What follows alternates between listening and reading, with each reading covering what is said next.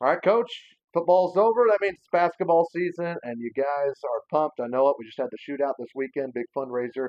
Before we get more into details on that, what are you most pumped for this year for girls basketball? Mainly about our seniors. We have five really good seniors that have stuck with us for 4 years, and I've got to watch those girls grow up like right in front of my eyes. So it's always a tough thing to have so many seniors because this is it, but at the same time, we can spend the year celebrating them. Talk about who you lost and how you fill those places. Yeah, we lost three great seniors last year in Mackenzie Boyd, Cameron Adams, and Frankie Lee Nichols. They did a really good job for us. They're 4 years in our program. Big pieces on a 22-win team last year and won 24 games as juniors. So, we're going to miss them. And, Cameron as a point guard, McKenzie as a forward, Frankie Lee as a forward.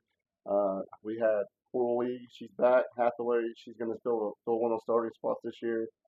Keely Hines, who's a senior, is going to fill a starting spot, and Kaylee Kings will fill the other starting spot. So surround people that can, Jameson and Smalls are people that's going to be everyone's going to know. They're two kids that can score 1,000 points. So trying to surround some kids with them that can help our whole team be successful. How do you assess last year's season and how it I thought we had a really good year. Anytime you win over 20 games and we won our preview tournament, we competed at probably the toughest girls basketball tournament in the state at Benton, and then we got third place at at El Dorado tournament by beating Playsboro. So, ran into a buzzsaw in the regional championship game versus Massac, who had a girl that we just couldn't guard.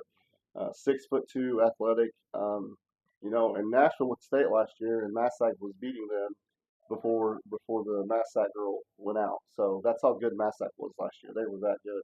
So overall, very good year and a lot of fun. Talk a little bit. You mentioned some of the personnel who you got back, but first, actually, Jameson, what, 29 points away from 1,000, and how close is Smo? I think Jameson's actually 27 points away from 27. 1,000. Okay. And Smo is like 220 to 230 ish. I'll have it upstairs in the office. But, Okay. Jameson's really close and Smo's right behind him. Well, that'll be awesome. Other personnel that we might see, not maybe 6, 7 off the bench. Our first person off the bench starting tomorrow night will be Hannah Rohr, who played that role last year for us. I can also see her stepping in and taking starting spot this year. She's a very good player, long and athletic, and does a lot of things on the court that's hard to do. Hannah Jones, a senior who had some health problems and had a good summer, and she had some health things go on, but she's slowly but surely getting back to her normal self. And Hannah's probably her best defender, like on the ball, and we will need her on the court to play this year. And rounding that out, off the bench will be Maddie Walker. She's a transfer from Polk County, and she's long and athletic. She can hit the outside shot. She goes and rebounds hard. So right now, 8 people we're really looking at to come, sorry, three. Those 3 people are our main people coming off the bench, but it's a long season and things can always change. What's the dynamic of this team? Man, I think we can get out and run. Yeah. I think we can get out and run. I think we can get out and play really fast. Um, on both ends, especially on the offensive end. We have 5 kids on the court that can score at any given time, at all times, even if we sub. We want to play fast and we want to get out and guard hard and get out and guard and pressure. So I think pretty much just quickness and speed will be what we look for. Would you say you're well balanced? Because inside you got Coral, you got Jameson. Outside you got shooters like Smo and others like Roar off the bench. Or would you say this is the most balanced you've been in a while? Yeah, probably. Yeah, I mean, and Jameson can obviously score from inside Yeah. out.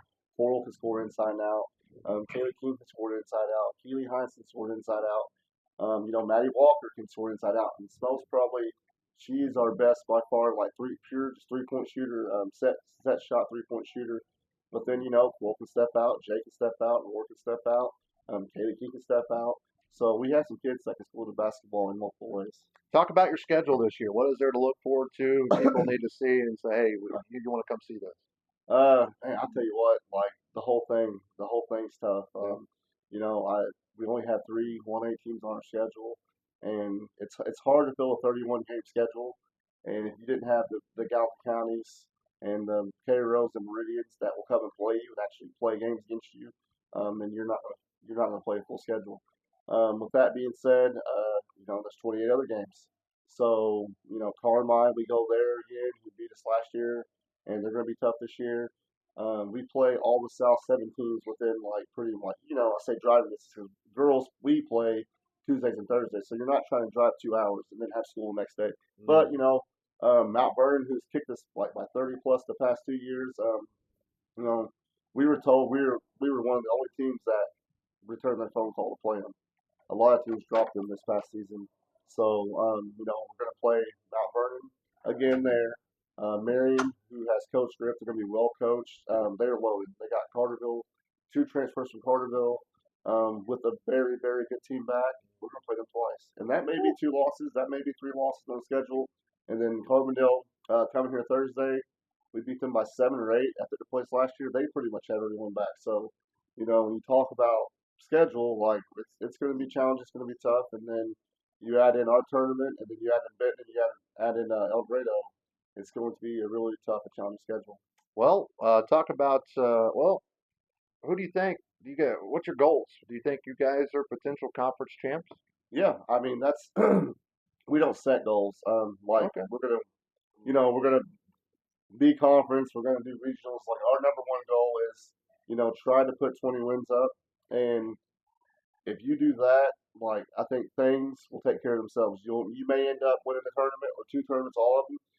You may end up winning your conference. You may end up winning the regionals. You may end up winning the sectional. So focus on each and every game as an individual and try to run it up to around 20. And if you do that, like you're gonna have a lot of success throughout the season. But as far as conference, yeah, we've won conference two out of 13 years I've been here. In 2 years, we lost by 1 game on the last night. So conference is harder to win than regional. We had 5 regionals. We had 2 conferences. But I think if you asked around, people would probably say we could be the favorite. Yeah. But Massac, Carterville's going to be good, and Heron's going to be probably the other team we're looking at that's going to challenge us. Well, talk about your staff this year. Any new faces? Yeah, Coach Rose, he coached at Marion. Known him for a long time. We met as a Johnny Logan assistant coach. When he was Johnny Logan assistant coach, he was recruiting Ashley Farrell. Um, and we got close then, stayed in touch since then, and he coached at Marion for a couple of years, and him and his family moved back to this area, and he wants to coach. So, anytime you can get someone like that that's free and get them on staff, then you add them. Yeah. Coach Mo, who's my right hand man, he's been here forever with me, and when we're like 2 peas in the pot, I guess you can say, like always together, probably always arguing or something like that. Yeah. And then Coach Nichols, who we're happy to have, who had a lot of success as a head coach and at the junior high level, and he does a really good job with our posts and our big people, and all 3 of us, sorry, all 4 of us, is just going to come in here, try to get the girls better, try to get them prepared, and try to win a lot of games. Gallatin County tonight, Thursday. Carbondale comes in. What is the key for you guys tonight, game one, to set the tone of the season? To get off to a good start, I know these girls, and I know this team, and I know how much they care, and they're going to come out here, and we'll probably be dragging the first 3 minutes of the game, because no matter what I tell them, they're going to come out with their hair on fire, like ready to go. They have busted their butts for 2 weeks of practice. They've done everything we've asked of them, and I'm telling you right now, when that ball is tipped, we're going to go like this for about 3 minutes, and then you're going to see we're going to be just dead and dragging because they're ready to play. So survive the first part of the game. Gallatin is going to be well coached by Coach Fromm. Gracie Cox is a very good player. She's long, she's athletic, she's kind of like a Hannah Roar type that can score. She can shoot. She gets in the passing lane. So I think if we can survive the first 3 minutes, we'll be okay, and then just play our brand of basketball. All right. Well, we appreciate the time. Good luck tonight. We'll talk to you after. All right. Thanks.